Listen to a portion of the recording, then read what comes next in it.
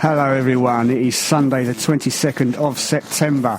I'm Simon Annamandy, the man to my right is Pete Hill, and this is 90 Minutes. Good evening, Pete. Yeah, hello everybody, welcome along to 90 Minutes, the 90 Minutes podcast, because of all these technical things that we absolutely don't understand. So we're doing this like we're doing it live, because we don't make mistakes, we don't need re-recording on our podcast, do we? Well, no, we don't, Pete, no, not at all. Not at all. I'm saying nothing on that. I'm saying nothing. It's just the show as normal, guys, as you know it runs. So obviously we're doing our match reports from the last 7 days in the first half. Then we've got half time. We're going to be discussing ground grading rules this week, something we've picked up on a little bit. And we're also going to talk about the respect rules as well. Then a bit later on, we've got a few other bits of news to share with us.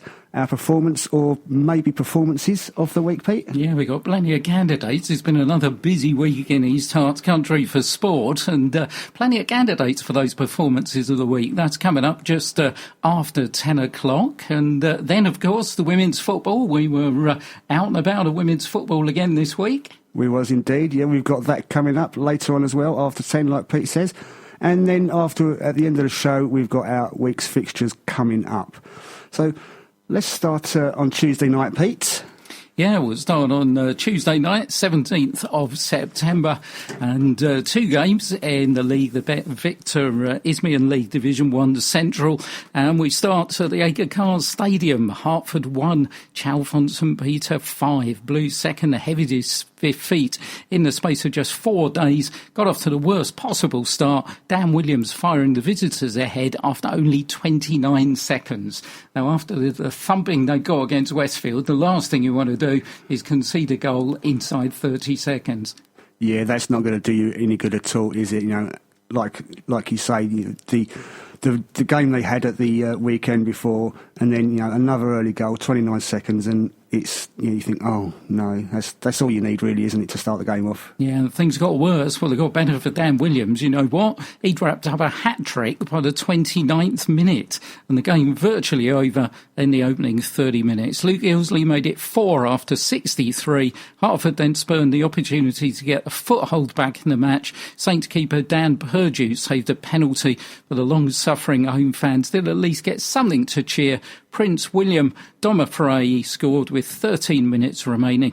Visitors, though, had the last say. Cahill Francis coming off the bench to complete what was another miserable night at the Aga Khan Stadium.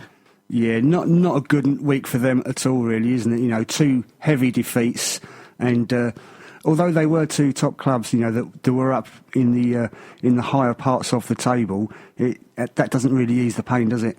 No, it doesn't ease the pain, and particularly with a really young team as well. So, all message to Hartford is just keep going, boys, and hopefully things will turn around. You say Chalfont St Peter, and we've been saying a lot about how Hartford need to look where they are in the table and win those games against the teams around them. Yeah, that's it. I think there's going to be a group of teams, down towards the bottom. If Hartford can start taking points off of them, climb themselves out of that area, and that's what they need to do. They need to concentrate on taking points off those teams, and if they get another point from some of the top teams here and there, then that's an added bonus, really. Well, from one end of the table to the other, top end of the table clash.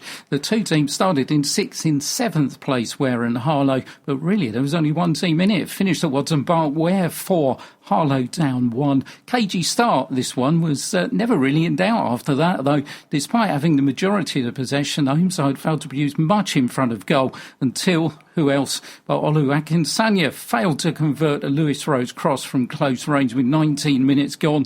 We thought that one would go in the back of the net, but Alan Kitchker was the next goalkeeper to be called into action on the half hour, diving at the feet of Teo Oyebola. Within a minute, though, the action was at the other end as Ala Udia, as super game, provided the perfect cross for Liam Hope to finish for his 5th goal of the season. 5 minutes later, should have been 2, but sent clean through. Uji put the ball tamely wide. Second goal did arrive Just before half-time, though, Tom Bruno's free kick picking out Akinsanya in the box. He did the rest to send Ware 2-0 up at the break. And they seem to have a habit of scoring early goals and then one just before half-time. They did, and just before that free kick, we actually said to each other, didn't we? I wonder if there's going to be another goal before the half-time.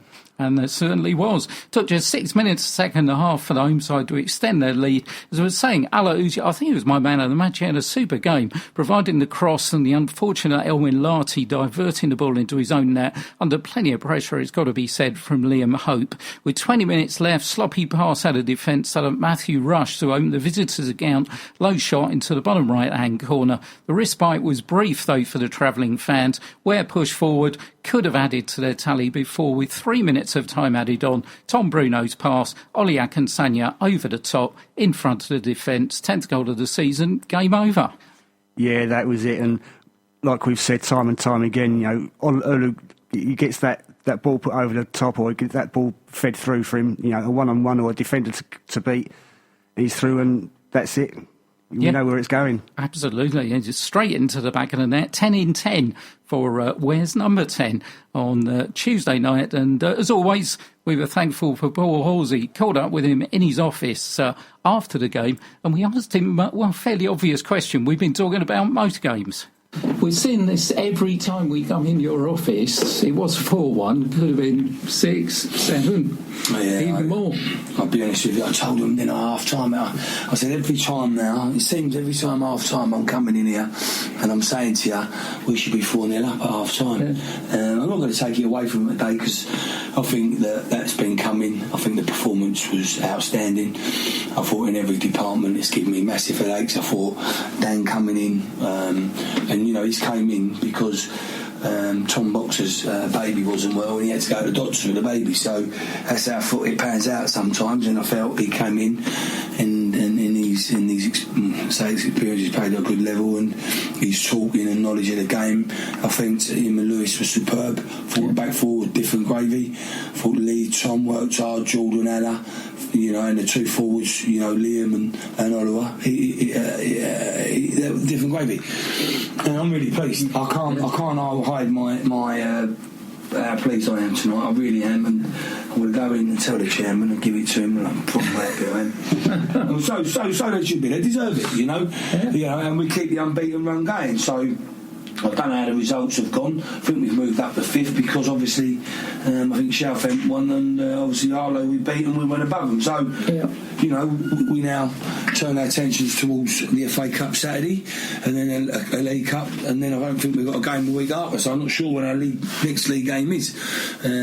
Probably South Park away or at home, I'm not too sure. Yeah, it is.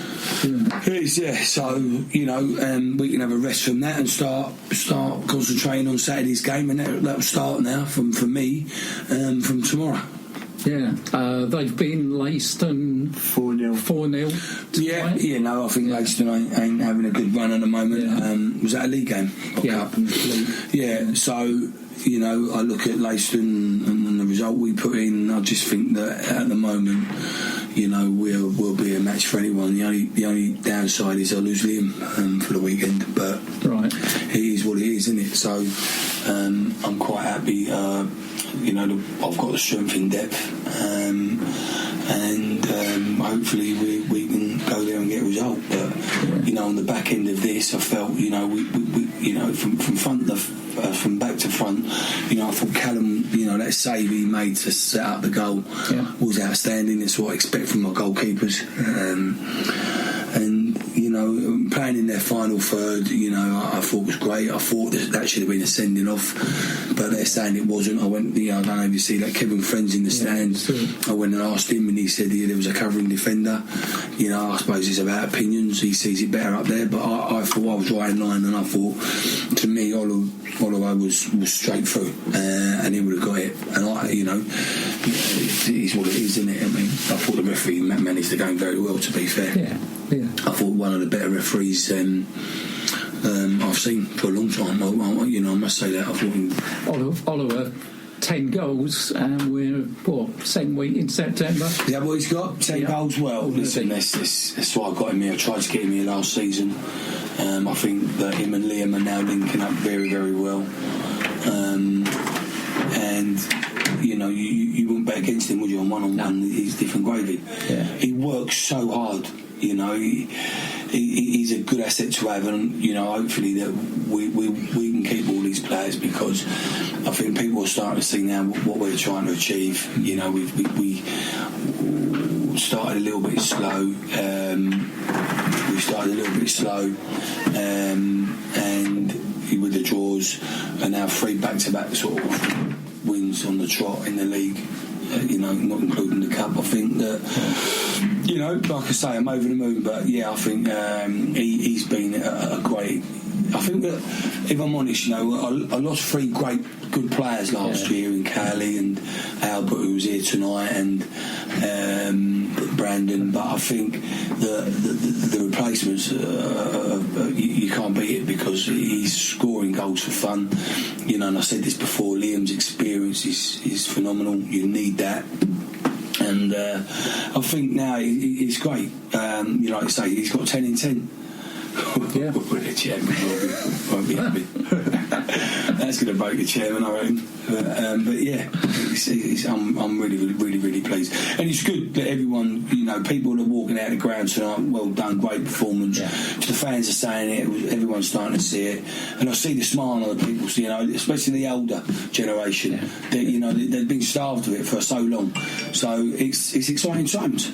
Exciting times indeed at Watson Bar. The Dan he was mentioning, by the way, was Dan Rumans, who made his debut, having signed from Enfield Town, and super debut. Yeah, it was, Pete. He had a fantastic game, and he looks to have settled straight into the side, doesn't he? Certainly does. And we got news of a couple more signings for Ware, actually, but we'll tell you about those in due course. But we now move to the Essex Senior League, and a team that have been going under the radar a little bit, because they started slowly this season, mainly because they didn't have many fixtures. But Oddiston wrapped up another 1-0 win at Lowfield, this time against Southend Manor, and moved into the Essex Senior League top 4 in doing so.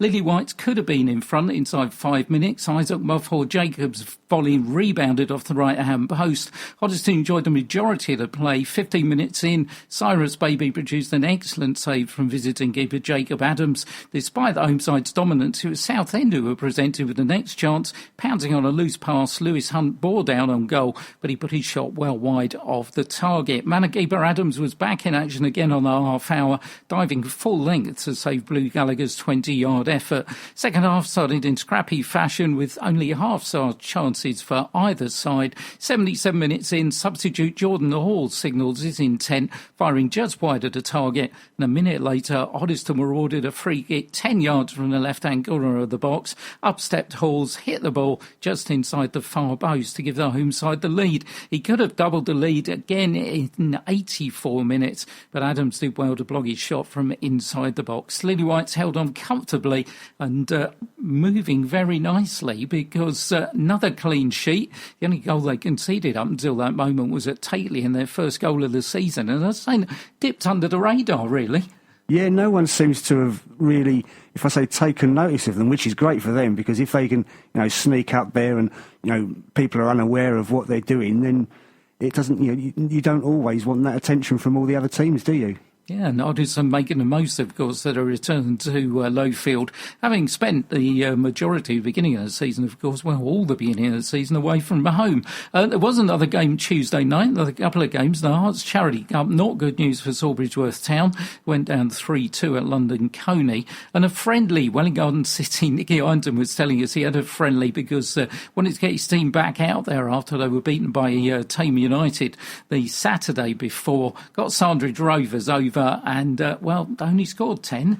Yeah, it's terrible. 10 goals. What a disappointment that must have been. It must have been for him, but fair play. Sandridge Rovers, of course, Hearts Senior County League team. But Elliot Bailey, recently signed from Hartford, helped himself to a debut hat-trick. 2 more for Brodie Garrington. Another youth team player, Rory Satterley Hull, scored his first senior goal, as did Ben Warrington Carter. Interesting, he was signed from Wormley Rovers, former Enfield Town player who's making his way back. He's only 19. His brother plays for Bodders Bar. He's had a serious injury, which he's coming back from. He'll be worth watching. Will McClellan, skipper for the evening, Charlie Bain and Callum Stead were also on the score sheet. And with all that, they scored 10 and missed a penalty as well. Oh dear.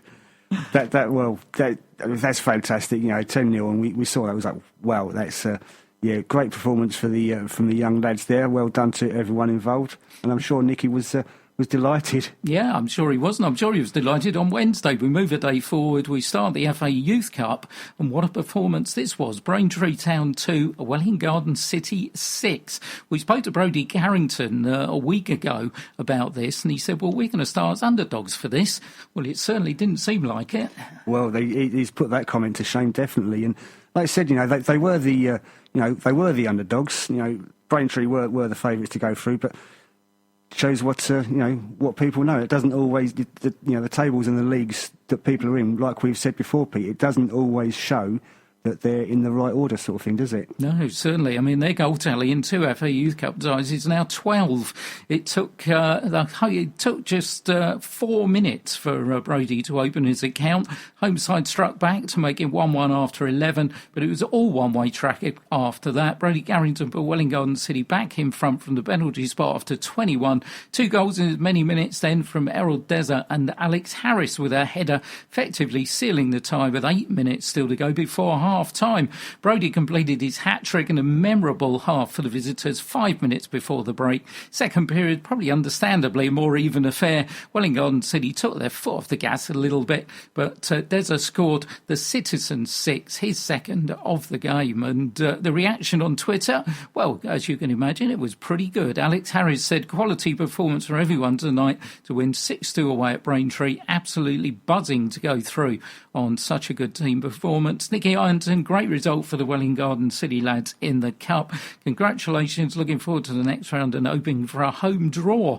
Well done to the coaches and everyone connected. And Brodie Carrington, brilliant 6-2 win versus Braintree tonight. Boys played as a unit and fought for each other. From the whistle to the last, we gave our all. Happy to got myself 3 goals and 2 assists. Consistency is the key for myself and the boys now, and that is one thing they've certainly got at the moment.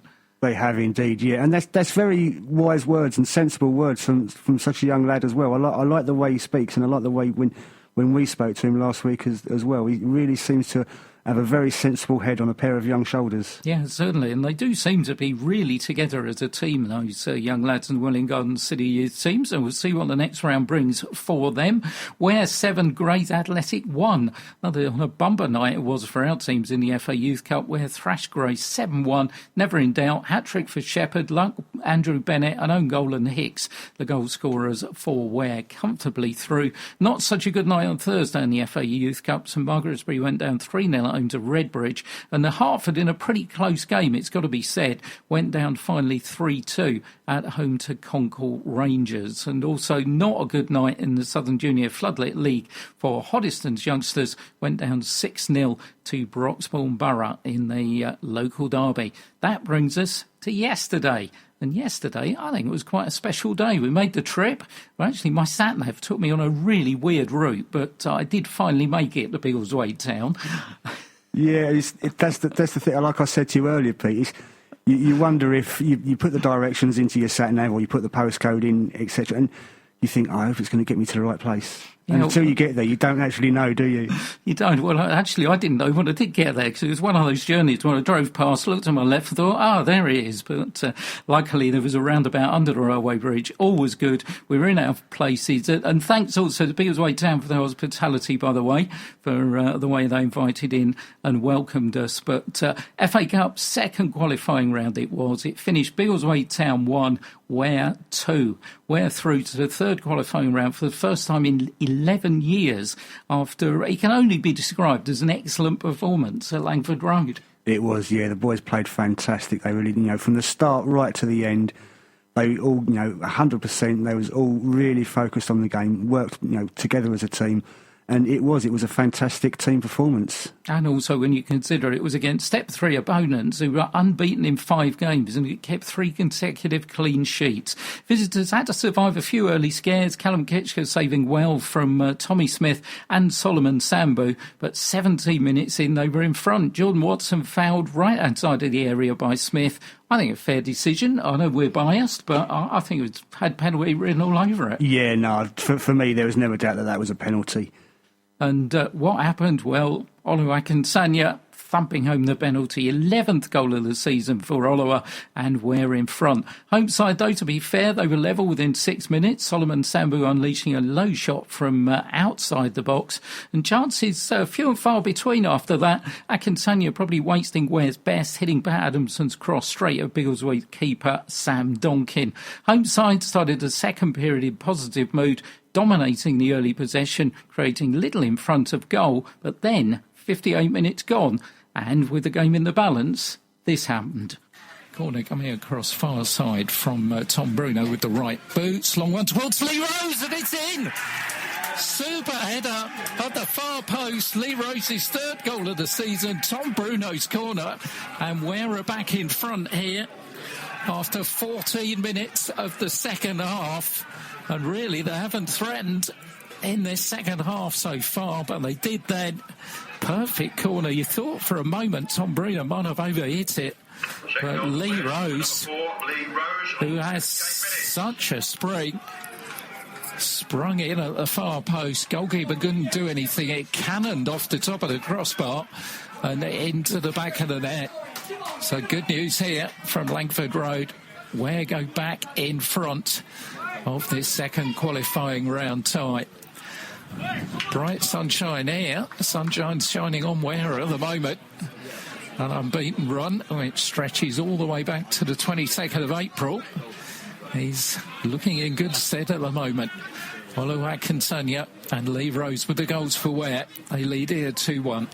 And Ware continue to contain the game as the Waders cleared the bench, introducing attacking reinforcements, trying to get back into the game. But it was the visitors who had the chances to put the game to bed. Donkin saving from Akinsanya with his feet, and Jordan Watson failing to make a solid enough connection when he was found alone in the box. At the other end, Liam Brox forced another good save out of Callum Kitchker late on, but an equaliser would have been rough justice on the visitors. Took that unbeaten run to a club record 11 games. Convincing team performance. And we can't wait for the draw for the 3rd qualifying round. Yeah, no, like we said, it was a fantastic performance from them. It really was.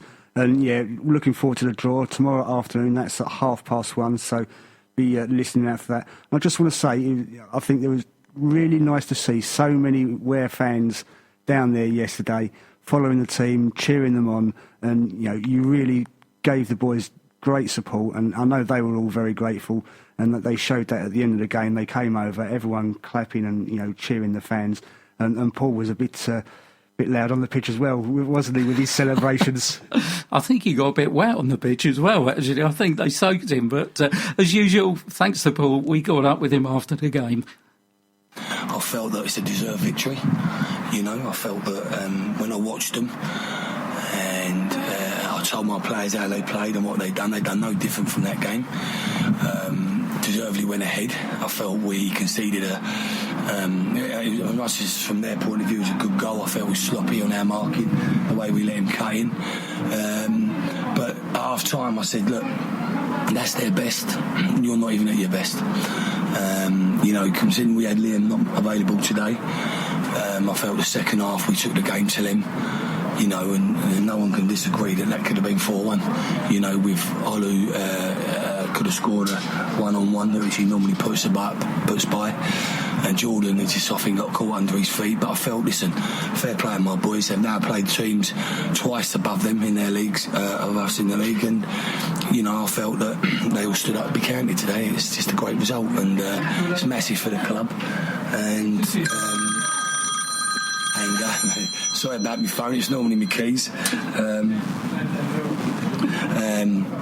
It's on my way, look. Overall, I'm really delighted with the win, and I think that if people here watch that, they can see that we deserved that result.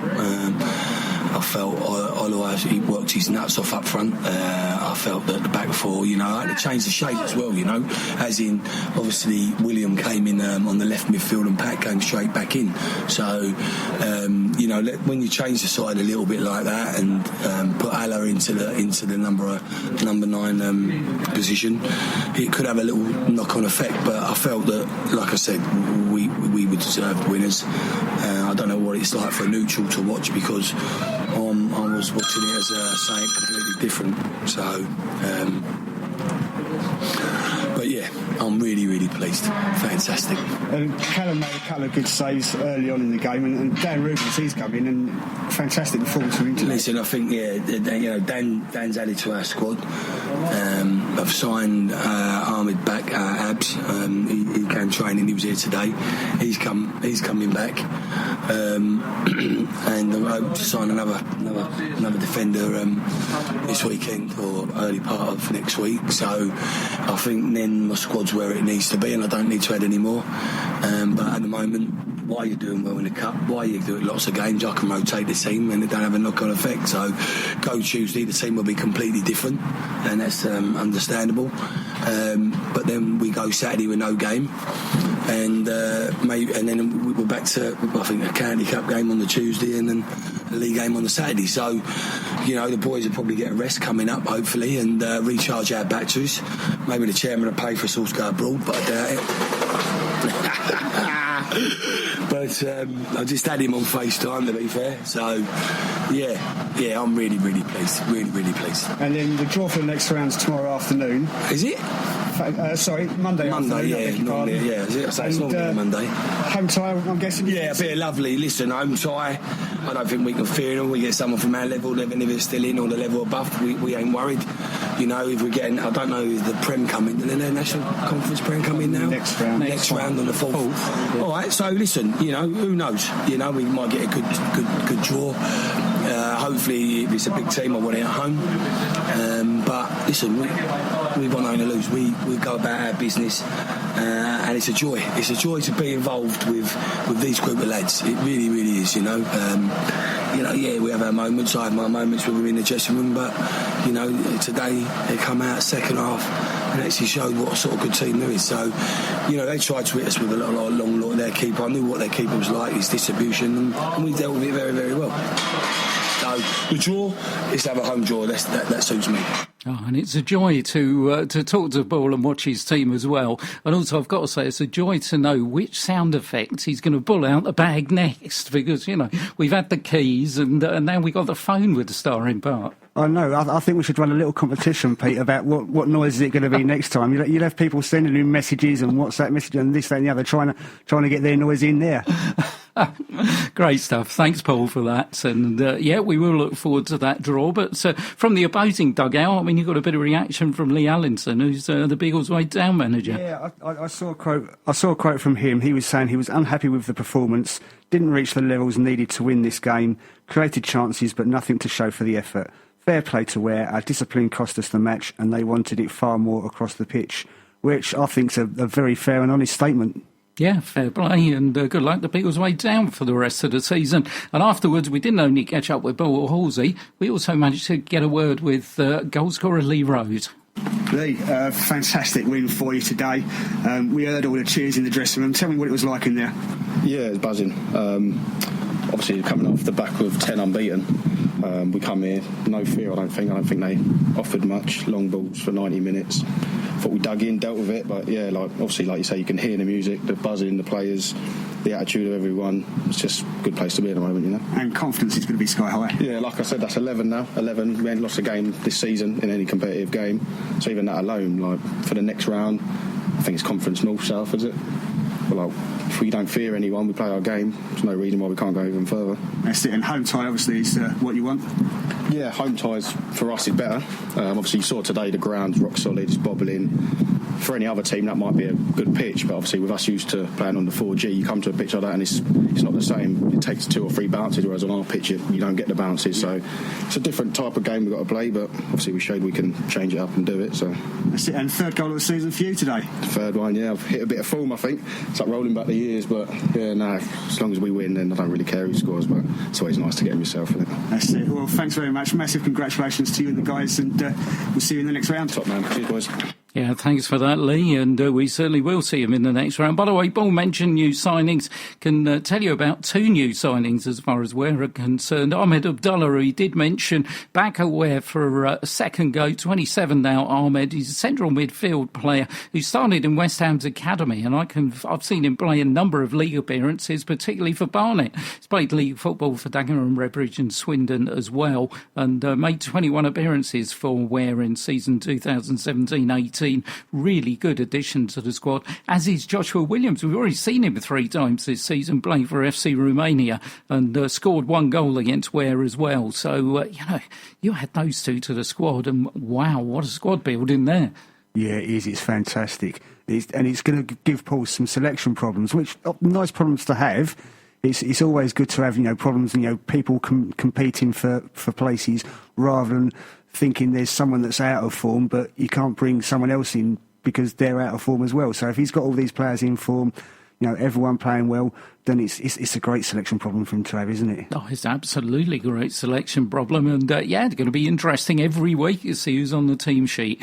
So that was the FA Cup. Into the Bet Victories Me and League Division 1 Central and Hertford Town. And what a heartbreak for Hertford yesterday. They went to Harlow and they lost by 2-1. Much improved performance, but they still came away with nothing to show for their efforts. George's Oyui put the Blues in front after 17 minutes. 30-yard strike this. Luke Geimer missing the opportunity to double the advantage, failed to find the target when he was well placed, and the Harlow began to grow into the game with Terrell Egbury and Adu Gamalfi and Kit Brownell missing chances to level the scores before half-time. Homeside pushed forward after the break, Nick Hayes saving well from Cyrus Gordon before the Hawks did level, Terrell Egbury finishing from a tight angle after being set up by Doherty in the box. Amar Lewis missed 2 good chances, put Harlow in front, just as it looked as if Hertford might hold out for a point, though. Doherty took the ball off of Max Jessup by the corner flag, crossed, and Matthew Rush slid the ball under Nick Hayes, and much relief to the home fans and much heartache again for the Hertford fans. Yeah, that would have been disappointing for them to concede such a late goal. But from the sounds of it, a much improved performance and something that Ben Hurd can really take some positives out of, Pete. Yeah, I mean, Harlow are up there in the playoff places. They're up there challenging Ware. So, it's one of those teams at the top end of the table and away from home. And it does sound like, Harlow got out of jail a bit yesterday. Yeah, I think from the looks of what we've seen and the reports we've heard, it does sound like that. And it looked like he made a few changes yesterday, because noticed that Luke Geimer started the game and he's been making a few subs appearances, hasn't he, and got himself a few goals. So that just seems like he's got a deserved spot in the starting 11 yesterday. Yeah, absolutely. 3 goals so far in this season, Luke. So, we'll see what happens with the next selection. Table, well, there was only one team at the top end, really, that were in action. They were Westfield, who beat Marlow 2-0. So they had the table, played 7, 19 points. Hanwell played 6, 16, and Tooting and Mitcham played 6, 16 at the top 3. Ware in 6, played 6, 12 points. And Hertford down in 18th, played 7, 3 points. Staines played 6, 2 points. And Ashford Town Middlesex played 7, 2 points. They got the second point of the season yesterday when they drew 3-3 at South Park. Into the Southern League Division 1 Central. It's disappointment last week for Welwyn Garden City when they lost 1-0 at home to Tame. And Nicky Ironton, who'd been suspended, he's going to have to watch yesterday's game against Kempston Rovers from the stands. He started a 2-match ban. He was also without goalkeeper Ryan Schmidt, who had a calf injury, and striker Eusebio da Silva had a hamstring problem. So you would expect that they would have had a bit of a tough time, but didn't turn out like that. Well, it doesn't seem like that at all, Pete. Rather a convincing victory for them, and like you say, a couple of key players out, and well done to those that stepped in. Another, good 3-0 victory for them. Yeah, plenty of chances in the first half. Callum Stead on a few of them. Toby Cleaver missing a final, an effort from close range early on. Wellinge Garden City really dominating. Home fullback Finlay Brennan almost following into his own goal. Jesse Wanklin struck a 30-yarder just right as the chances mounted for the Citizens, but I had to wait for just before half-time to go in front. George Ironton's shot spilled by homekeeper Carl Knox, allowing Toby Cleaver to put the rebound home for his second goal of the season. Early into the second half, who comes on? Brodie Garrington, straight into the action with a left-wing run and cross that found Callum Stead, who set up Dave Keenley's side, but the skipper pulled his effort across goal and wide. Second wasn't long in coming, though. Good interception and through ball by Jack Bradshaw set Callum Stead on his way. This time he found George Ironton, checked inside a defender before lashing his effort past Knox for 2-0. Kempston carved out their really only opportunity of the match when Charlie Jones, in for the missing goalkeeper Schmidt, saved well with his legs from Ben Barker, but Callum Stead set up Brodie Garrington for his first Senior League goal. Complete an absolutely excellent afternoon for the Citizens. Yeah, it was a fantastic afternoon, and Brodie did say on Twitter after the game, he said, brilliant 3-0 win for the boys in tough conditions, important 3 points, and we go again with another good performance next Saturday. And then Nicky Ironton, he's always brilliant on Twitter, isn't he? We say time and time again, delighted with the Wellinge Garden City boys today v Kempston, 3-0 scoreline. Only downside was the finishing was poor. Goal scored by Toby, George and Brodie. Which, well, if the finishing was poor and they've won 3-0, then, well, what could you say? We know Nicky sets high standards. The only thing I'd say is if Nicky was sitting in the stand and not on the bench, then if you were sitting next to him, you'd know he was there, wouldn't you? You'll know he's there. You would have done. One thing I did notice, though, Pete, was that the ref decided that Kempston's red and white shirts clashed with the claret shirts of Wellinge Garden City. Okay. So they were made to wear Kempston's away yellow shirts. Interesting. Yeah. You would have thought you'd known that before the game started, really, wouldn't you? But anyway, table, AFC Dunstable played 7 points 18. They won 5-2 at St Neots yesterday. Second, Berkhamsted played 7-17, won 4-0 against Didcot. Corby didn't play there in third, played 6-14. Wellinge Garden City up to fourth, played 6 and 13 points. Into the Essex Senior League, and wow, what a game this was at the Recreation Ground. Finished St Margaret's-Bury 3, Enfield 3. The crowd certainly got their money's worth there. St Margaret's-Bury and Enfield sharing 6 goals in what was a highly entertaining game. Enfield taking the lead when Matt threw Howard in a header from Ben Bradshaw's corner. Bury hit back after 25 minutes. Defensive error letting Napier Brown in to score. That's the way it stayed at half-time. Homeside took the lead after 54 minutes. Andy Greenslade firing home from just inside the box. 12 minutes left. Enfield were level again. Ben Bradbury with the assist and substitute Tyler Fowles with a header at the far post. Looks as if the visitors had grabbed the points when a goalmouth scramble resulted in Josh Woodcock putting the ball in the net with 5 minutes left, but Ryan Reid stepped up, put a low free kick, bottom corner to make it 3-3 right on time. Yeah, I think that was a fair result as well, judging from the action and what we know of the game. A point each, 3-3. It was nice that, Mags could get that equaliser at the end. Shame they couldn't hold out, in them last 10 minutes or so of the game. But I think, they got the point that they deserved from that. Yeah, most certainly. And thanks to our friend Matt North, by the way, who was kept very busy on Twitter. Matt's probably still recovering his Twitter fingers after doing that, because we got a lot of details from his tweeting. If you don't follow him on Twitter, find him, because he's always somewhere watching a game and doing really good stuff, reporting on non-league football. Also, in the Essex Senior League, well, one bad, one good. Here's Sawbridgeworth Town 0, Hoddesdon 6. Convincing win for the Lily Whites with a 5th straight clean sheet in the league, some record in itself. They were in front after only 7 minutes through Aaron Ramthor after Jack Lee knocked on Jordan Hall's corner. Jordan Hall's crashed in number 2 on the volley after half an hour. 5 minutes later, 3-0, Collar Bolton pulled down in the area. Up steps Big Isaac Muffor Jacobs, putting home his 6th goal of the season from the penalty spot. And to be fair, eventually, well, really, game over by then. Yeah, 3-0 down at half-time, Pete, with the way the game was going and the action was going. It's, unfortunately for Sawbridgeworth, it did seem like they'd been, the game had been put out of reach. Yeah, more joy for Hoddesdon and heartache for Sawbridgeworth after the break. Connor Bolton caused more problems for the home defence 11 minutes into the second half, putting over the cross from which Harrison Gage added his first senior goal for the Lily-Whites. Jack Lee could have added number 5, but his effort was cleared off the line. But it wasn't long before the visitors added to their tally. Jordan Halls chipping over a stranded keeper for his third goal of the week. 12 minutes from time, Liam Mulligan played a superb pass into the path of substitute Cyrus Baby, who completed a perfect day for Simon Riddle's team, and another afternoon to forget, unfortunately, for Sawbridgeworth. As we say, I mean, Hoddesdon right under the radar because they have conceded just one league goal all season, and that was in their first game away at Takeley. I mean, that's great, isn't it? You know, six league games in, conceded one goal, and like we say, 5 clean sheets in the league in a row.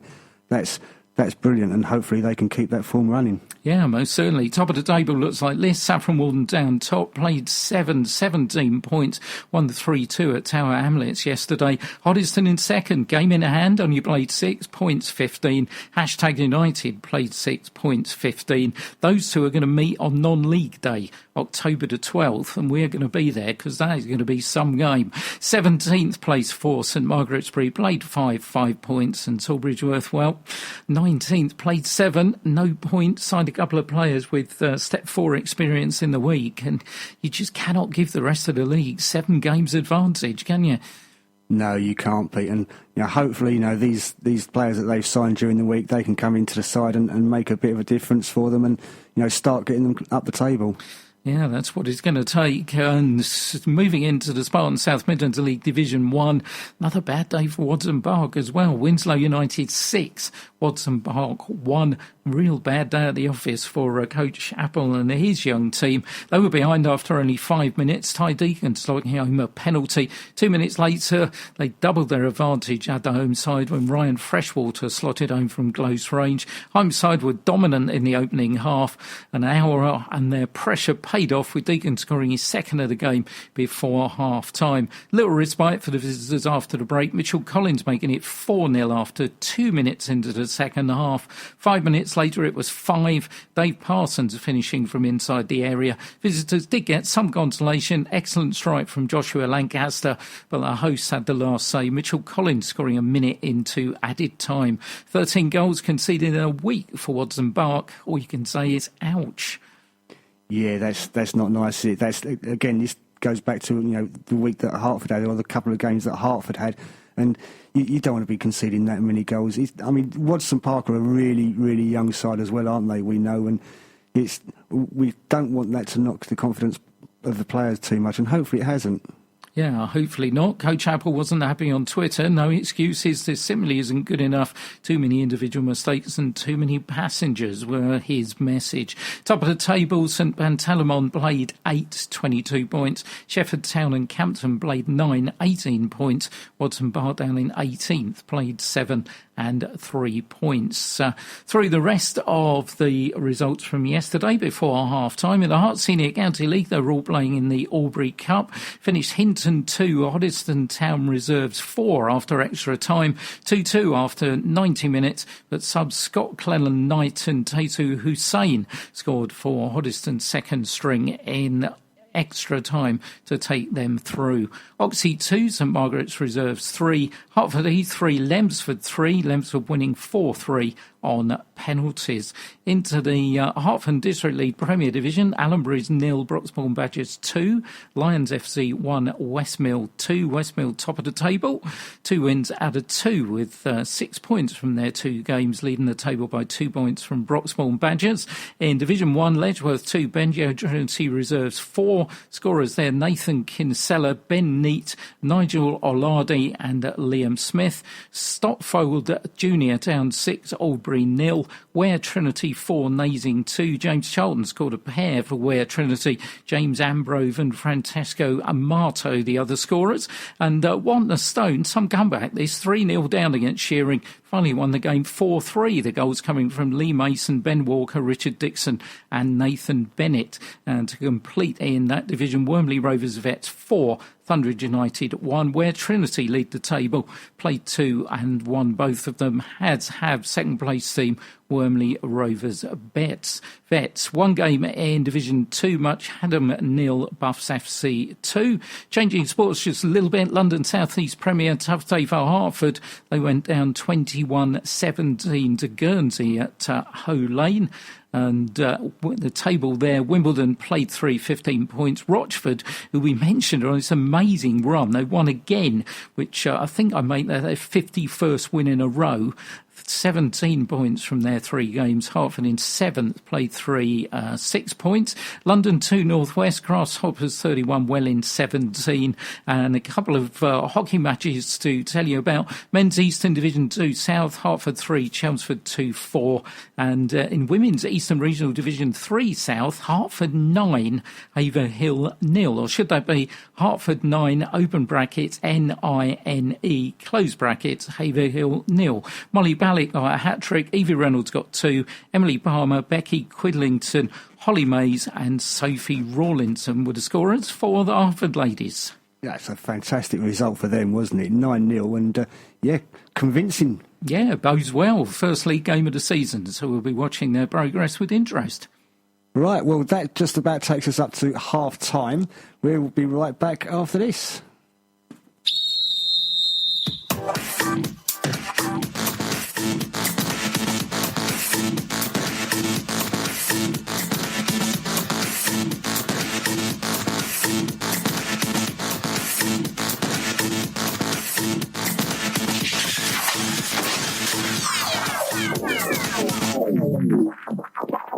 So we was going to talk national ground grading, Pete, and we want to talk about all the different steps, but we're going to save some for next week, and we're going to talk about step 4 this week. Yeah, we're going to talk about step 4. That's where Welling Garden City, Hertford and Ware find themselves in football's pyramid. And ground grading's always been one of those things that, like loads of rules that we've been looking at, things to do with programmes and transfers and whatever, that, those non-league fans that are really in the know all about it, but casual non-league followers, for me, actually, I was one who wondered, well, how do you get your ground upgraded? What do they look at? So I think we've just picked.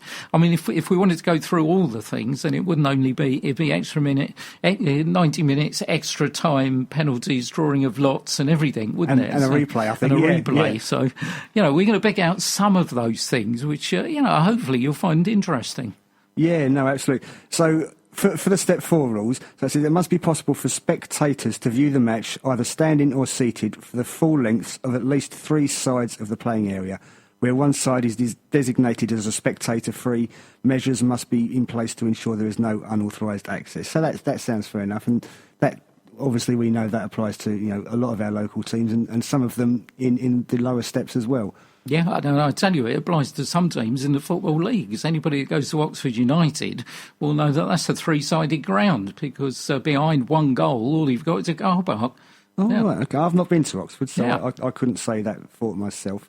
But so the location of the ground, insofar as its relation to the conurbation whose name the club bears or is traditionally associated with, must meet with the approval of both the FA and the Board of Directors or Management Committee of the league of which it is in membership, which sounds self-explanatory. That sounds... It's kind of self-explanatory. Well, until you put all them big words in it, yeah. Yeah, you know me, I'm always one for a question.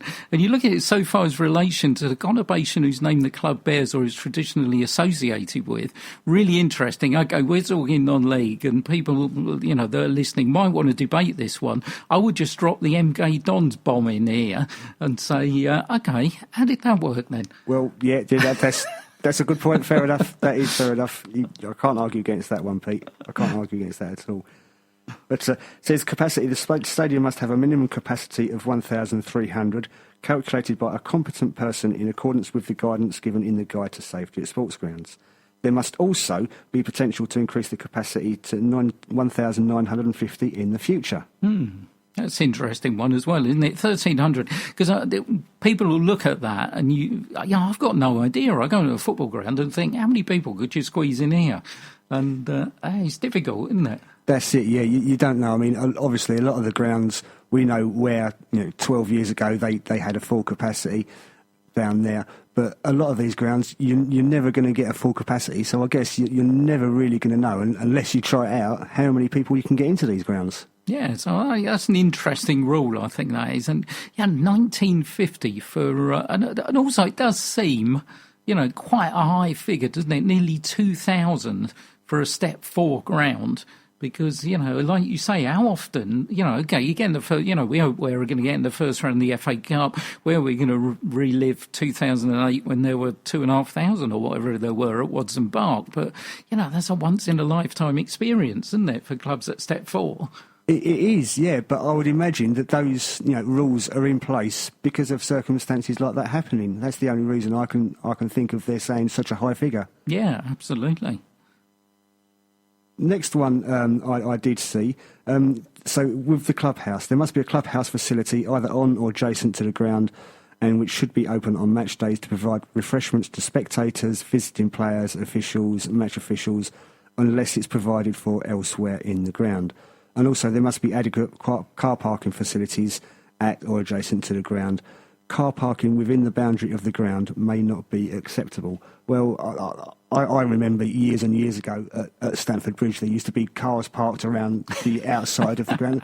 I remember the first time I visited there, I was like, what is this? I don't think you can accept cars parking around the perimeter of the pitch at all, can you? That's ridiculous. Not even if the floodlights fail, and that's the only way you can get any light on the pitch. I don't think that's going to work. But it's an interesting one because you do have to bear that in mind these days in terms of car parking.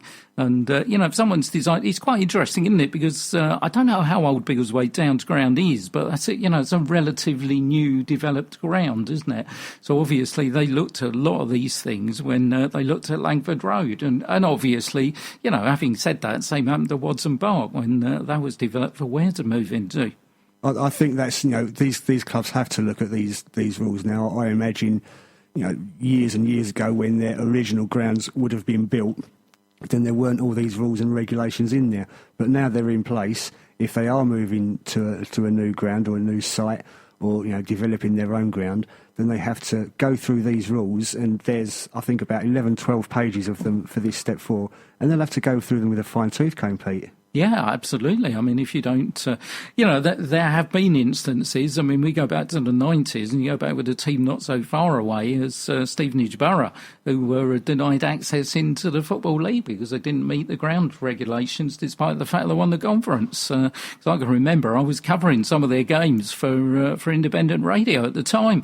And Stevenage and Torquay were, Torquay were about to come down and Stevenage's ground and all sorts of things happened, because that they didn't meet the requirements for going into the Football League. So as you say, you've got to look through this and you've got to comply with everything. You have, yeah, absolutely. And if you find yourself in that situation where you should get promoted, and then because of the levels of the ground that aren't up to scratch as what they should be, that's so going to be so disappointing and heartbreaking for the players, the manager. Imagine how they would feel if the chairman hasn't, done what he should do to the ground to get them up to the next step. But I guess you also do get those teams. I mean, this did happen a couple of years ago involving Hartford, because London Coney won the Spartan South Midlands League Premier, but elected not to go up because they didn't want to do the work. Their Collinswick ground would take a lot of work to actually get it up to this standard, Step 4, which they were going into. So Hartford ended up going up despite the fact they finished second in Spartan South Midlands Premier. So it's happened close to home. And we've got to say, I don't want to put a dampener on Oddiston's progress because I think they've done absolutely brilliant this season, but they will be one of those teams because they'll never be able to comply with this because of their relationship with the cricket club. No, that's the thing for them. That makes it difficult for them. But I mean, I don't know. Maybe if that was the case, then they could find somewhere else to play. I don't know where there is, and I can't think of anywhere in Hoddesdon where they could relocate to. But could maybe a ground sharing option somewhere? Yeah, it's difficult, isn't it? I suppose you weigh up, don't you, when you're doing that, all the history associated with your home and how much ambition you've got to go up to a higher level. Oh yeah, of course. No fan or supporter or team's going to want to move from their original home. But like you say, it depends. What their ambitions are if they want to go further and further. And I suppose you have to weigh it all up from there, don't you? Yeah, you certainly do. It just shows all these things that people have to think about in non-league football. So what else have we got? Yeah, well, so we know that we're playing on a 3G pitch, and there was a 3G pitch today at the at the arena in Baldock when we went today. But so the pitch must be serviced with 3G football turf that has a laboratory-type approval according to the FIFA quality concept for football turf. And it also needs to be registered. The 3G football pitch turf must be listed on the Association's register of 3G football turf pitches by no later than 31st of May and tested annually at the club's expense. Now, I was speaking to Gary and John at Hearts Vipers after the game today, and I asked them about the pitch, and they said it should have been replaced, the close season just gone. And they was told by the league, after it had all been accepted and that they could play there, that the pitch didn't have a registration to play.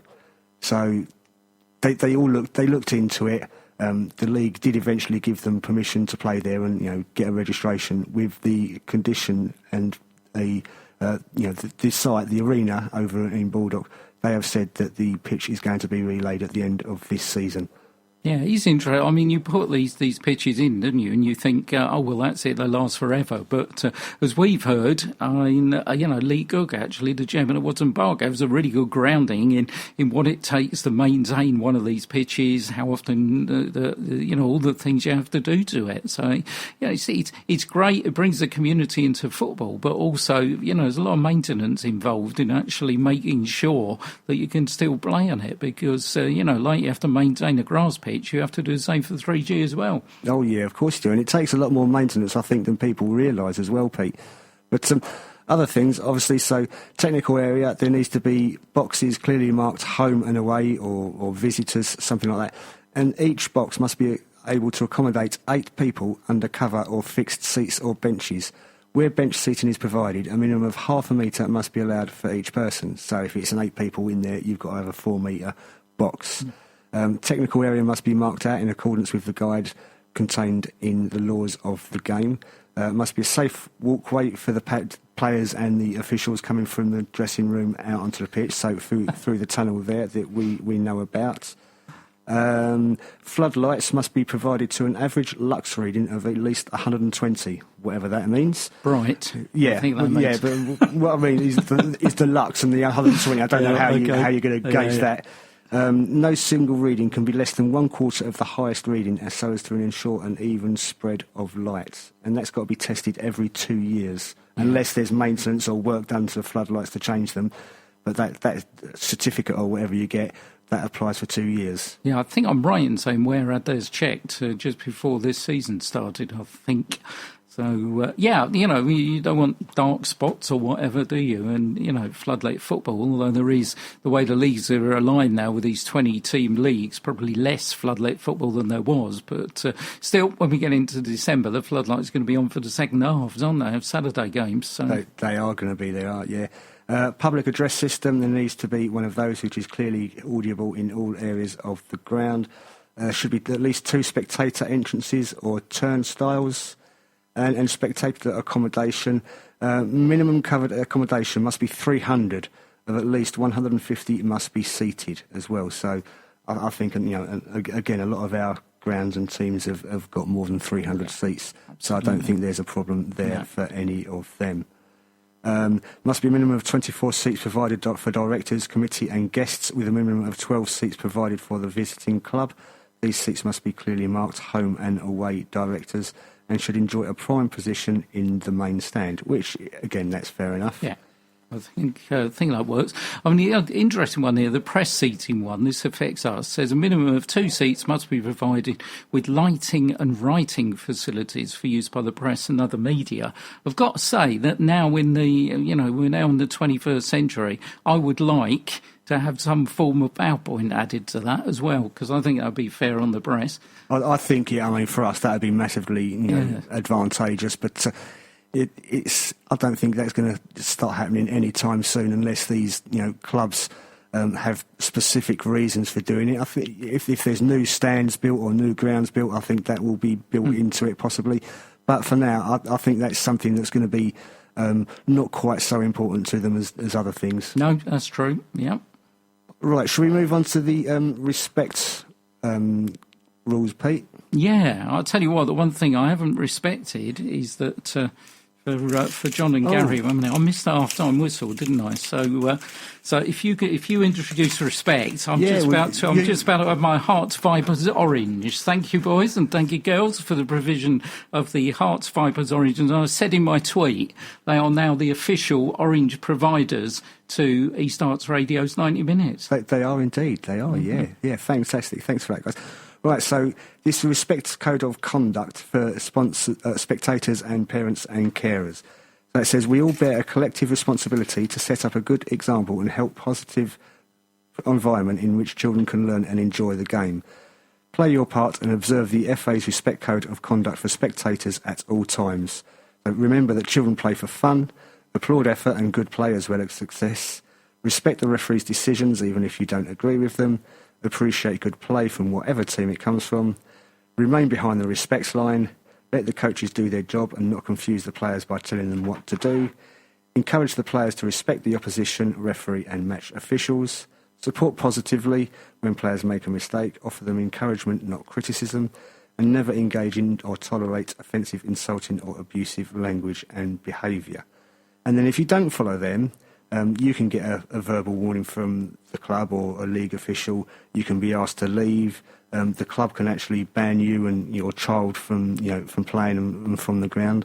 And the club could actually get a fine. So it could be quite serious if you don't follow all these guidelines. Yeah, I think, it's a shame we haven't really, isn't it? But, you've got to have those guidelines because it's such a strange world, football now, isn't it? I mean, kids are being scouted by Premier League clubs at kind of age 4 and 5 and 6 and things like that. And suddenly it was, when I was young, it was, what do you want to do when you grow up? I want to be a footballer. And everybody looks and go, yeah, but what do you really want to do? But now it's it's almost like a career path that some parents see, don't they? And, it's great, take your sport seriously, but it is, as we keep saying, but it's not the Bill Shankly, is it? It is only a game. That's it. And the important thing here, like we do up at Ware Youth, when, remember, the kids are there to have fun. So long as they enjoy themselves and are having fun, that's all that matters. I think that the one thing that it doesn't really affect, the team that I help coach, my daughter's team, but the one has been occurrences on some opposition teams and stuff like that, and you'll get the parents shouting instructions to kids. Oh, come here, you stand there, you move there, and the coach is telling them something different. So then that leaves the kids, they get a bit confused as to what to do. And I think you've got a little note on that there, Pete. Yeah, it's a Spanish club.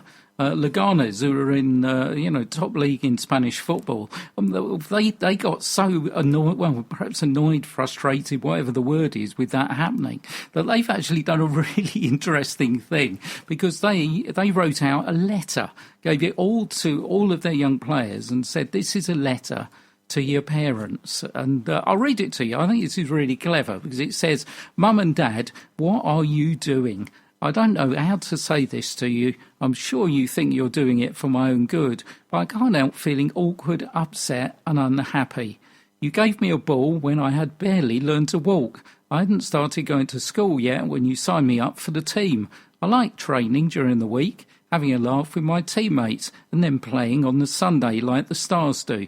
But when you come to the games, I don't know. It's not like it was before. You don't give me a high five anymore when it's over, or take me to get a bite to eat. You take your place in the stands thinking that everyone is your enemy. You insult the referees, the coaches, the players, other parents. Why did you change? You don't seem to be having much fun, and I don't understand it. You tell me again and again that I'm the best, that no one compares to me, that anyone who tells me any different is wrong, and that winning is all that matters. That coach you called inept, that's my friend, someone who taught me to enjoy playing the game. The lad who came on for me the other day, remember him? Yeah, the one you spent the whole afternoon criticising because he isn't fit to lace my boots. I go to school with that lad. When I saw him the next Monday, I felt ashamed. I don't want to disappoint you. Sometimes I think I'm not good enough. I won't make it as a professional and earn millions like you want me to. You stress me out. I've even thought about giving up playing, but I like football so much. Please don't make me ask you not to come and watch me. Wow. It's great, isn't it? It's great. That is really touching, and I think that obviously, written in the mind of a child, that speaks volumes. And I hope sort of the parents of this club that sent it out. I'm sure it doesn't it doesn't affect them, but whether they done it for a reason or not, I don't know. But hopefully parents will take notice of that and make them think again. Yeah, I think it's terrific. It's a real human approach by a football club. Lugano's not a team that I was particularly aware of, but I will look out for them now because I think it's a real responsible thing to do for a football club as well to, not only do that, but actually to note that it is a bit of an issue and the fact that it does have on the kids, because sometimes you do get parents that who are frustrated, who didn't make it in the pro game and want to live that life through their child, and it's a game of fun. If it does turn into something, then brilliant. But I can only think of also another man that I saw on the telly actually was Per Mertesacker, who's just got his book out, who's head of Arsenal's academy, and the statistics that he brought out for the number of players that actually make it. And he was basically saying, well, 1% of these lads will make it. And so it's beholden as us as a club to actually give them something to do when they don't make it in football. That's it. And I think a lot of clubs now, I know from Tottenham, from Oliver Skipp, he's a local lad. He went to school in Hertford. And last week he was on the bench for Tottenham one night, and following day he's back in the development centre down at White Stubbs Lane having lessons for his A-levels. Yeah. Which is fair enough, because, if... I'm sure he will, he's broken into the first team, but if that, for other players, they need something to fall back on, and that's fantastic that these clubs are doing that. Yeah, I think it's great that, they're leading by example, obviously in Spain. Clubs like Lugano's are leading by example, and I think when you get down to our level and non-league level, I mean, we've got such brilliant community focus in East Harts. You've got the pitch at Watson Park that you've got everybody using. It's used 7 days a week, isn't it, by players of all ages. We've been this afternoon at Hearts Vipers. How many kids were actually knocking about there watching the first team play and what? It's terrific. And again, I guess it's a little bit like the abuse thing we were talking about last week with women's football. It's unfortunately the minority that get the majority of the publicity. And when something does happen like this, then, it becomes a big story. Whereas the 99.9% of parents who are absolutely brilliant with their kids, well, they get on with it, but actually that's never noticed. No, it's not. And it only takes one person to, spread the news or spread the bad news and, give a club or give a player a bad name. And that's not what you want. That's not what the game's all about, is it? We want to encourage these kids to enjoy themselves, to go out, to go to training, to go to their games and look forward to doing so, not thinking, oh, is mum or dad going to say this week? And that's not going to do their confidence any good. And, these sort of kids, that's when they do drop out of the game and decide they don't want to play anymore. Yeah, absolutely. You don't want kids that are scared to make mistakes on the pitch, do you? Oh, no, I don't want to make a mistake in case what mum or dad will say, And I don't know, look back to my dad made a great football coach because he managed to fit 9 members of the Holly Park Primary School team in his old car. So that's what you call a football coach, isn't it?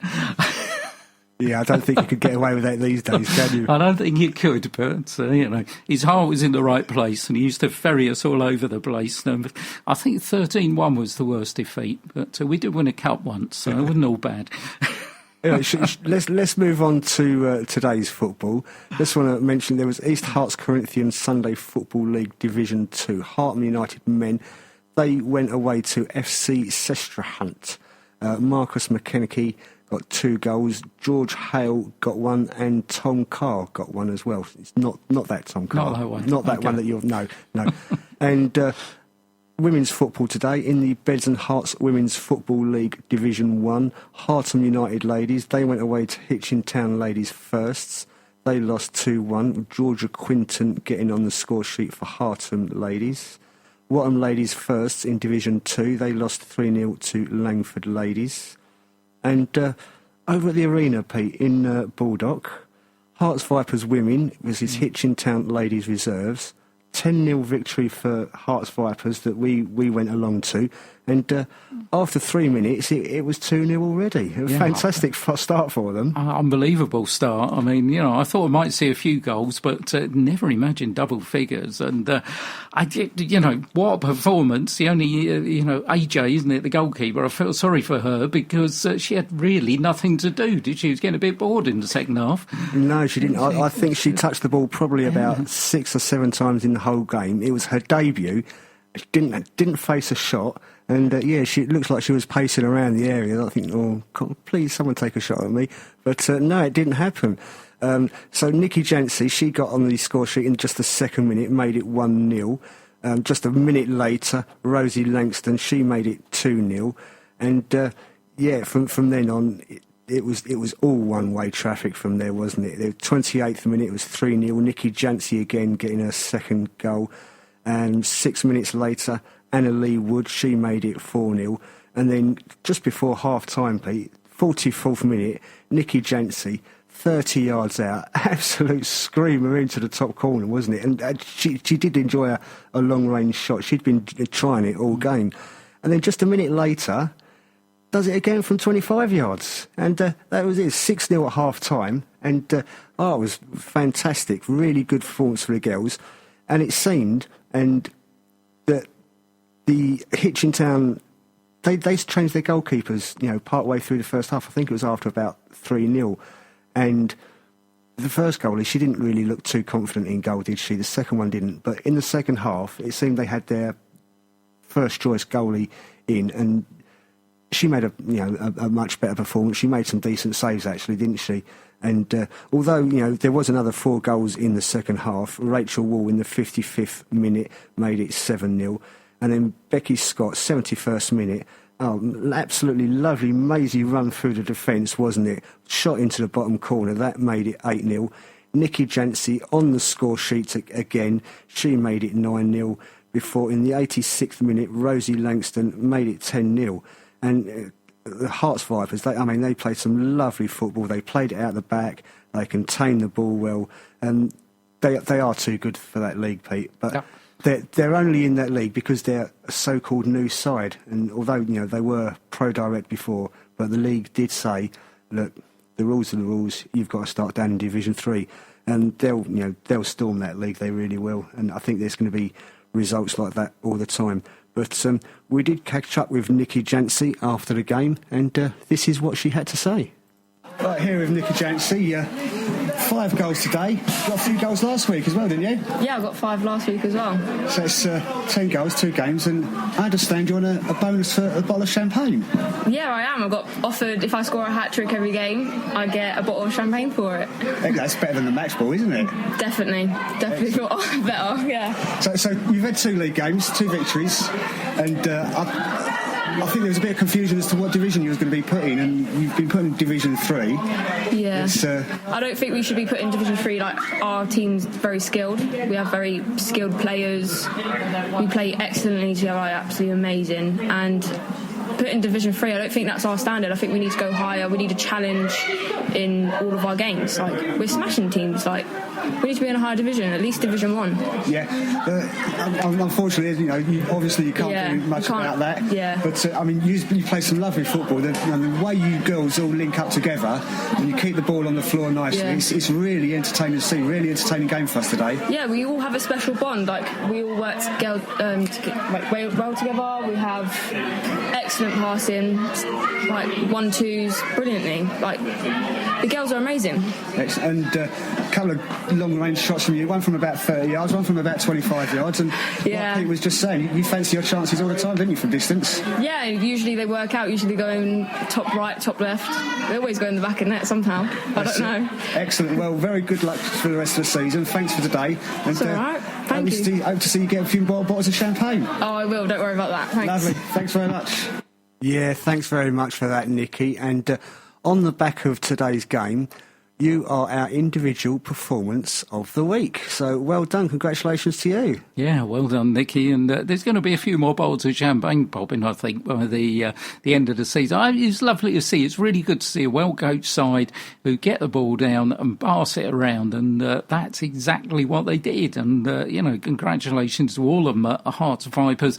I think it's frustrating that you've got to start at the bottom level in Div 3, but, they're going to make their way up. Hopefully in the Cup competitions, I presume they might have the chance to play teams from a slightly higher level, and that'll make it very interesting. Yeah, they will. When I speak to Gary and John afterwards, they were saying it's going to be interesting for, the League Cup and things like that, where they do get a chance to pit their wares against teams higher up, and I think they're quietly confident that they might be able to do something there. But we did speak to Gary and John after the game, and this was their reaction. Right, here are Gary and John, the managers of the first team.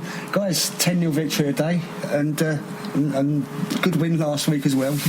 You're on a good roll. Yeah, we obviously a new team starting in the bottom of the women's leagues, and they've got their sights set on promotion. They're set on achieving this together. One of our main targets is how we play, playing through the thirds, combining to be creative. Let's not just run at teams all the time. And today we set them a target about expecting more of each other. So if you're expecting more of a player, you have to deliver more, and I couldn't have asked for more from the players today. I think it was a very entertaining performance. I was saying earlier that the way the girls all linked up, you're playing it nicely from the back, building the play up, and creating some really good chances. Yeah, I mean, we obviously hit them quite quickly. I think it was 2 within the first few minutes, and sometimes that can change the course of the game. Your team will drop down or not, but they kept pushing through, and when they come into it at half time, they were energised to go out for that second 45, and for a team to maintain that standard for a full 90 minutes is brilliant. Really happy with it. And you had a new goalie making her debut today as well. She had a bit of a quiet game, didn't she? Yeah, didn't have too much to do today, AJ, but we were really pleased with her as a signing. She's come in, she's settled in very, very quickly with the other girls in the team, she's you couldn't ask more from her in terms of an attitude. She trains hard, she works hard, she's a really nice girl, and we're really pleased she's here now. Yeah, excellent. Well, I would like to say finally, thank you for our half-time oranges. Yeah. Glad you enjoyed them, guys. Very, very nice, very nice. And obviously, good luck for the rest of the season. I'm sure we'll see you again sometime soon. And thanks once again for inviting us down. Thank you for coming. Cheers, thank you. Yeah, thanks very much to Gary and John and everyone down there today. You was very, very welcoming, and I say great performance, and I'm sure we will see you again sometime soon. Oh, most definitely. A great little club, and, it's going to be a really successful season. I think we'll see that. It'd be really good for us to follow the success story. Talking of success stories, well, our individual performance of the week was Nicky scoring, well, not for the first week scoring 5 goals, but for our team performance of the week, well, there were a few candidates this week, weren't there? Because Hoddesdon Town keeping a 5th clean sheet in the league. I mean, they've got to be up there. Welling Garden City's youth team 6-2 in the FA Youth Cup, winning at Braintree, and Wandsworth Stone coming from 3 down to beat Shearing 4-3 in the Hertford District League. They were all in contention, but the one that we chose as performance of the week, it was Ware yesterday for the 2-1 victory over Biggleswade Town in the FA Cup. And I think mainly it was for the whole team performance. This, like we say, it's a team performance of the week, but every single player, 1 to 17, 18, wasn't it? You all played your part. Paul played his part. The whole coaching team played their part, and the Ware fans played their part as well. Yeah, played a big part. To all you guys, that performance of the week goes to you. Just a couple more results I want to round up on in the Eastern Region Women's Football League Division 1 South. Wadston Park ladies, they lost 5-1 against Stevenage Development Women, and Hoddesdon Town Owls, they went to visit Lee Ramblers and went down 7-2. That rounds up our women's fixtures, and I tell you, just got a little bit of news. I know we've got a bit of time here, so a little bit of local football news first of all. If anybody fancies being a kit man, there is one. We could have had that. What does a kit man do? Because I had absolutely no idea until St Margaret's Street put an advert out. They want a kit man to be part of the senior team. The kit needs to be collected at the end of the match, washed at the club. And I love this bit, brackets, machines provided. If it's washed at the club, I would hope they would provide a machine. That's what I thought. Made available for the next game. If you are interested in doing that, and you can contact Steve Barker on 07808 526 319 or email sbarksy@gmail.com. So that's a new kitman for St Margaret's Street. And the only other story that came out this week caught our eye before we go on to the fixtures was this one in the FA Cup, where the Football Association have confirmed that they've kicked Grays Athletic out of the FA Cup after being charged and found guilty of a rule breach. The charge relates to fielding a player in an FA Cup game when he doesn't hold the appropriate international clearance. Now, the player relates to is Frankie Hessen-Harris, who appeared as a second-half substitute in the FA Cup preliminary round game against Heybridge Swifts on the 24th of August. He's left the club since and signed for Merchant FC, but despite him representing both Whittam Town and East Thurrock United last season, transpired that he was never internationally cleared to play football back in England after representing a college team in the USA. So it's been revealed that Marchtown United have been reinstated and they're due to play Kingstonian instead of Grays. So it's a very strange affair. Yeah, we was talking about this at the game yesterday, and it does seem strange that, you know, he's been over in America at college football, and you know that international clearance, it's not come. I don't know if anyone knew of it, if anyone actually applied for it and it didn't come through, but you know, if he's been playing back for, you know, over a season, then surely someone would have picked it up along the way. Yeah, it's very strange indeed. I mean, this goes back to, I think it was a story last season or the season before, when they had a duplication on the website of, I think it was the Isthmian League, and the club had actually put a booking suspension for one player on one part of the website, and it hadn't occurred on the other part of the website. He'd been played, and then they had to forfeit points and got fined for it. So there's all kinds of weird and wonderful kind of rules. That, again, the job of a club secretary, here we go, there's another talking point, isn't there? Yeah, absolutely. I think it'd be interesting, you know, to find out, you know, what someone like that will do day to day or week to week. That could be an interesting point. Oh yeah, I think that would be an extra time in replay as well. I think with all these rules.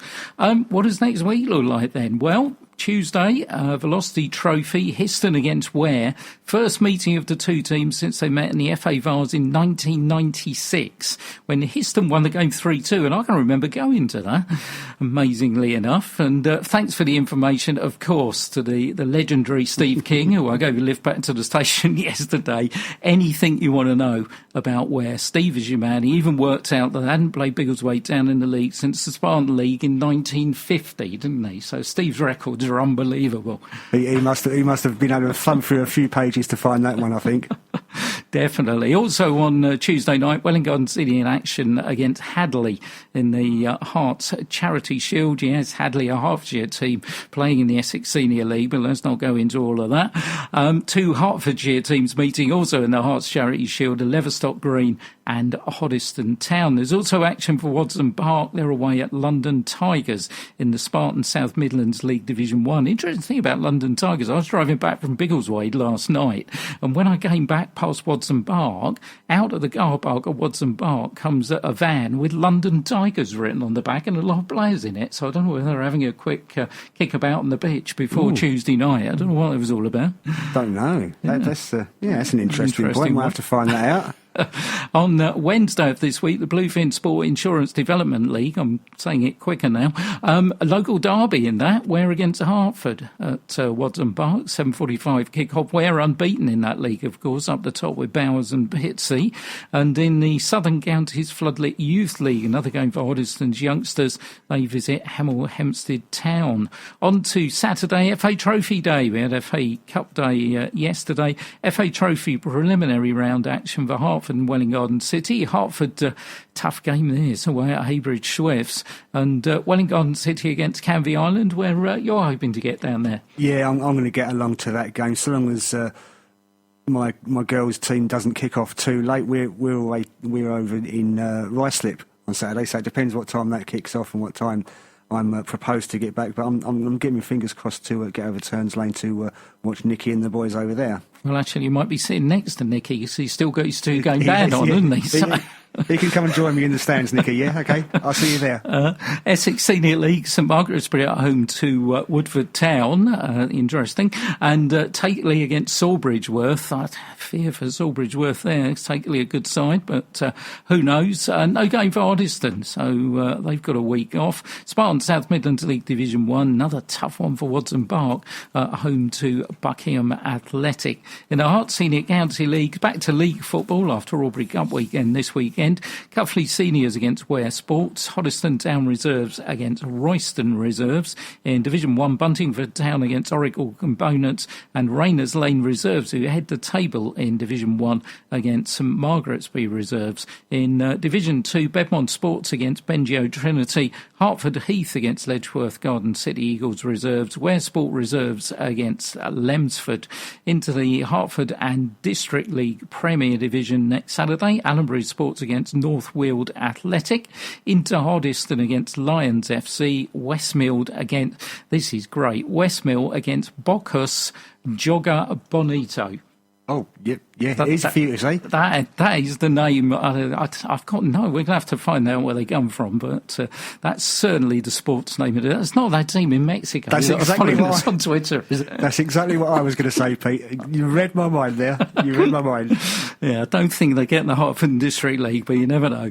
Division 1, Albury against Wormley Rovers Vets, Bengio Trinity Reserves against Thunderidge United, Nazing against Walnut Stone, and Ware Trinity going well this season at home to Letchworth. Division 2, Hertford Heath Reserves against Elizabeth Allen Old Boys, Buntingford Wanderers against Stopfold Junior Town Reserves, and Waltham Abbey B against Much Haddam. In rugby, London South East Premier, Hertford go to Tunbridge Wells, London 2 North West Welwyn play at home to Hackney. Hockey, Men's Eastern Region Division 2 South, Wapping 4 against Hertford, and Women's Eastern Region Division 3 South, East London 4 against Hertford, which brings us round to lots of women's fixtures on Sunday, I think. Yeah, we got the Beds and Herts Women's Football League, Hartham United ladies. They've got Hemel Hempstead Town ladies firsts.